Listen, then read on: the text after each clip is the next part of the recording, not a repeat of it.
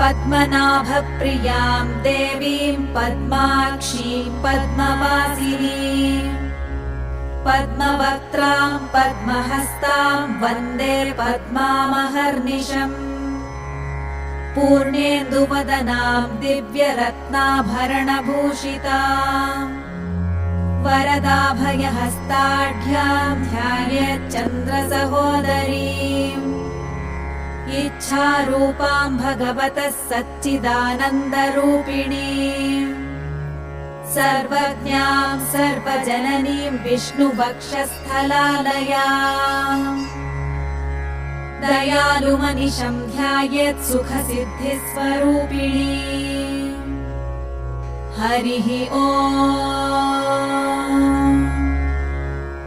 नित्यागतानन्त नित्यानन्दिनी जनरञ्जनी